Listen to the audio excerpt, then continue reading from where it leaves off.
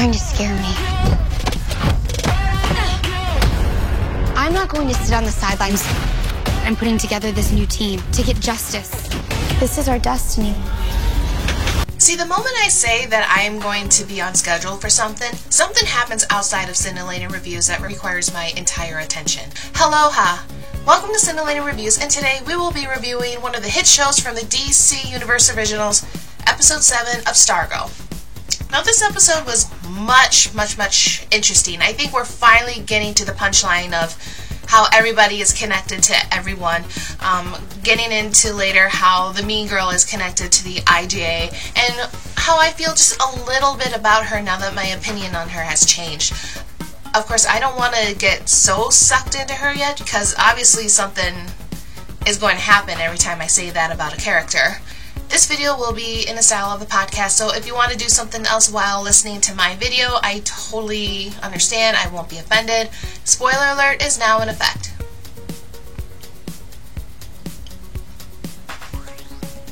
Starting with episode 7, the morning starts where we see a montage of our cast of teenage superheroes start with their morning routine. I personally enjoyed the Beth segment with Chuck singing the Taking Care of Business song, and when her parents just kind of ask her, hey, are you okay, and her mom's like, did you make us lunch by any chance? And Beth's like, no, sorry, I got distracted. And I also enjoy where Mike overheard the training between Courtney and Pat, and how they both were saying completely different things, and Mike's like, yeah, sure, whatever. And Mike's like, hey, if we're talking about training, the paper route. And, this person likes the paper here, and how this one person's cat is adorable, yet it's a hell beast at the same time. Pat then said, no, it's about teaching Courtney how to drive. And Barb hears this, and she wished that Pat would have talked to her about it, but he said he should just tell her everything. Courtney gives the signal to him that no, he shouldn't, and he just changes it to say how beautiful Beth is as Courtney, Mike, and Pat all leave. We then see Henry Jr. in the hospital room with his father, who's still in the coma, as Mean Girl Cindy walks in apologizing. Okay, that's pretty considerate of her. Until she comes back in her unusual ways, thinking all about her, and homecoming is just around the corner, and she says, I totally get that you're busy, and, there's all these things happening to you, I can do this, I can do that, getting everything ready for homecoming, but good for Henry to stick up to her and say, no, I'm just not in the mood for this. When your significant other's, like father or parent or whatever, is in the hospital and in the coma, it's kind of the humane thing to do, just to shut up and let them vent their feelings out and just kind of be there for them. Cindy is not that type of girl.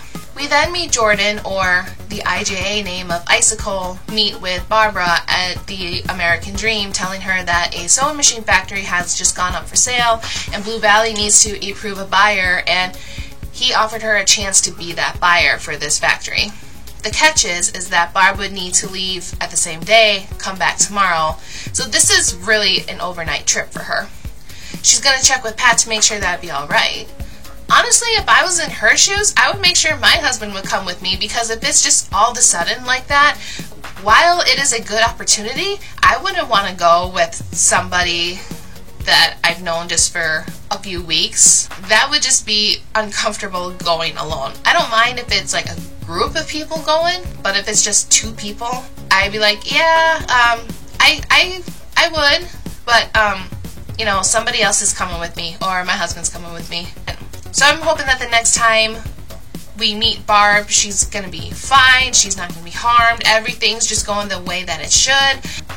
And from what it looks like as long as Barb doesn't say anything to Jordan, he's not gonna lay his hands on her. Back at school, we see Mean Girl Cindy talk with her friend, saying that she just got asked to homecoming, and Cindy's like, quote, the dance is for zero ground losers like you and Travis. Her friend stuck up to her, and Cindy's like, yeah, well, I'm kind of glad I'm not going to the dance. Even her own quote-unquote friend is like, hell no, I need a break from you.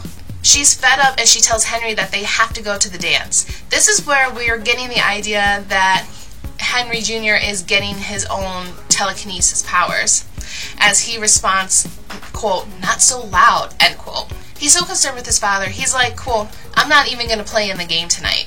If you want to go with someone else, end quote. And this is where we get the perfect line from a Mean Girl, where she says, "Wish I could." Now, the janitor. He walks into the supply room as we see him just kind of looking at 10 seconds of a horse in a calendar. But while the camera zooms out, panning over to the left, we see a golden sword leaning on the wall. So what exactly does this sword symbolize? We don't really know yet. Seeing Henry in the math class, it's time for a pop quiz. While he's getting high frequency level noises in his head, he's also able to pick up student thoughts, saying, in a way, kind of saying out loud in their own mind, the answers of the quiz. With this, he's able to pick up the answers, and I'm pretty sure he passed his math quiz with flying colors. Courtney is in science, who is partnered with Cindy, who knows very, very much about chemicals, as her father is a chemist. And she explains that she literally did this stuff as a child. Cindy is starting to warm up to Courtney, so she invited her to hang out this upcoming weekend, the night of homecoming. We see Cindy talking to her, quote, stepmother in such a rude way, and how she just submits to Cindy. Jeez, if I talked that way to my mom as a teenager, I wouldn't be talking to you guys today at all. Cindy pushes a couple of numbers on the pin and she heads downstairs to what looks like an underground tunnel that leads to the IJA hideout. Cindy peeks around the corner as she hears a conversation of the IJA and about Stargirl as she just suddenly gets pulled away by somebody. Courtney and the teenage gang meet up with Pat at the pit, and he teaches them a little bit more about the IJA and the members that are involved in the group. Courtney's getting way too excited about this, and she starts practice on the dummies that Pat set up earlier, and it was very much frowned upon between Pat, Yolanda, Beth, and Rick, as this was supposed to be a team effort, and then Courtney just all of a sudden just decides to go and beat up the dummies by herself. The person that pulled Cindy away is actually Dr. Ito, who asked if there was a problem with her stepmother. The two had a little bit of conversations, but because of Cindy's frustration and her tantrum, a hidden blade appears right underneath from her wrist, and she stabs one of the drones. This is where we learn that Mean Girl Cindy is the daughter of Dr. Ito, and the relationship that she had with Henry King Jr., the son of Brainwave, the relationship is actually a setup. Because she says, quote, "Can I dump him, please?" Dr. Ito responds with, "No, you must keep watch." Because if Brainwave doesn't wake up, Dr. Ito and the IJA needs his telepathic powers to activate the satellite, as she is his, quote, "greatest experiment." Jordan's son, Cameron, comes home from school, and he tells his father that he's having trouble asking a girl out to the homecoming dance.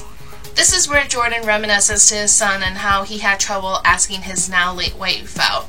Homecoming, Mike, Courtney's stepbrother, has a heart-to-heart with Courtney on how Pat is his father, not Courtney's father, as he gets up and walks away from the frustration.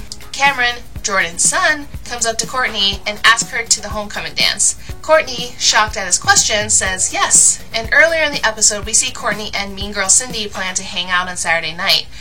Courtney, during homecoming, asks Cindy if they can change the date because Cameron asked her out to dance. Cindy, putting out her frustration, said, "It's your loss, not mine." Whatever, sort of attitude. Before Courtney can get back to Cameron, she sees Principal Bowen on the phone as she follows the principal into her office. A secret room opens up as Principal Bowen takes the fiddle and walks downstairs.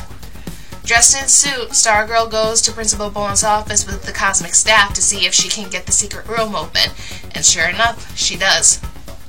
Courtney follows the path downstairs. Cindy's still demanding that she wants a seat at the IJA table. She sees the security alarm go off as she notices Stargirl. Stargirl makes it back to the school, being confused by the path. She gets attacked by Cindy, who is in full dress in her uniform, as the two fight in the homecoming auditorium. I just love how when Stargirl burned Cindy's face, she was like, "Oh no!" But when we see Cindy use her healing ability, she's like, "Oh no." Before Stargirl gets attacked, the mysterious janitor that we're all questioning on comes out of nowhere to protect Stargirl with this golden sword. The cosmic staff leaves to find Pat. Pat follows the staff to find Courtney knocked down in the auditorium as we hear the last word of the episode coming from the janitor, Stripesy. This concludes episode 7. So we already know that the janitor has some kind of connection with the JSA already, as he knows who Stripey is. This episode is a part 1, so we will continue off with part 2 this week. I like this episode. I like how we're finally seeing everybody's connection. Of course, when it comes to DC, and if the main hero talks with everybody, the everybody that she talks to has some kind of connection with each other. If I have to give episode 7 between a 0 star to where it's horrible to 5 stars where I think this is fantastic, I'm going to have to go with a 4 star. Again, I'm just really happy with how we're finally getting connections with each other. And this episode left us with a cliffhanger, so I would really like to see how Courtney comes to and how Pat just responds back to her. So I'm just kind of looking forward to that. But thank you guys so much for stopping in and listening to my review of Stargirl episode 7. Like I said, I knew as soon as I said we're going to be on a schedule, something major happens outside of Scintillating Reviews to where it required my attention. And unfortunately, it did delay most of my projects, but at the same time, I'm kind of glad I was there when I was needed at that moment, because I really was needed at that moment. But thank you guys so much for stopping in, checking out the review of Stargirl episode 7. If you are interested in the upcoming future Stargirl episodes, click on that bell down below so you can be notified for personal videos or all my videos. If you like all of my content and if you're looking forward to more, click on that subscribe button, like this video. And I'm having trouble understanding the janitor and the sword, other than what my theory was last time I discussed this. Put down in the comments below just to kind of help me out and just to do a little bit of my research. Any help would be greatly appreciated. So thank you guys so much, and we will see you again for Stargirl episode 8. Thanks for watching Let's Review with Scintillating Reviews. If you want to read the full article of the review, click on the link down below. And we also have a Facebook, Twitter, and follow me on Instagram at CE Madison.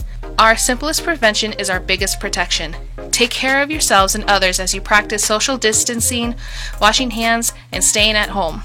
Let's get better by starting to make our world better to reduce the spread of COVID-19. See you later on another day.